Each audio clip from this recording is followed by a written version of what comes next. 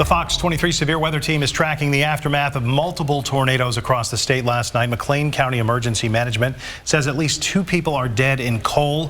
OHP has been conducting searches there overnight. And we are also finding widespread tornado damage in Shawnee. FOX23's Scott Martin is live there. Scott, you're talking with people who were in that tornado.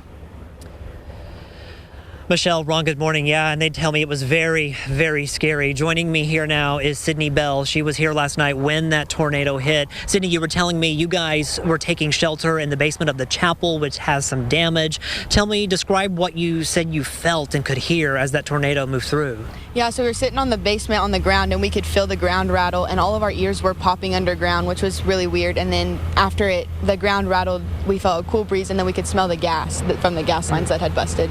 And you mentioned you're from Oklahoma. You get alerts when there's tornado warnings, but there was something different about this one that you were like, oh my goodness, this is real. Yeah, OBU has a rapid messaging system, and they had sent out an email to take shelter 10 minutes before the storm was supposed to hit.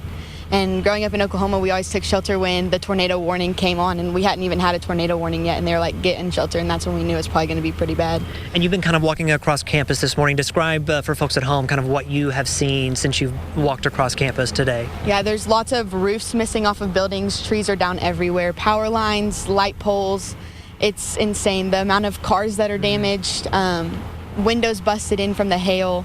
We weren't outside during the storm, obviously, but the fact that there's that big of holes in the windows shows us just how big the hail was. Sydney, thank you so much for being with us. And I want to point out, we were talking earlier, guys, she lived in this dorm, this student apartment right here. And then Bianca, if you'll pan over here, this building here, the roof of it completely ripped off, parts of it on top of this car right here, and then parts of it now, there were dozers pushing it off to the side because it blocked the roadway. Just an immense amount of damage here on OBU's campus. We drove around and could see a lot of damage done at the stadium. And now that we're here, we're going to try to get closer onto campus and just look at some more damage. It's absolutely heartbreaking. The good news is, and Sydney was telling me too, they haven't heard of any injuries, so that's definitely some good news. We'll of course be checking in with local agencies as they continue to assess the damage and kind of get some of those numbers of if there were any injuries, and especially on the damage as we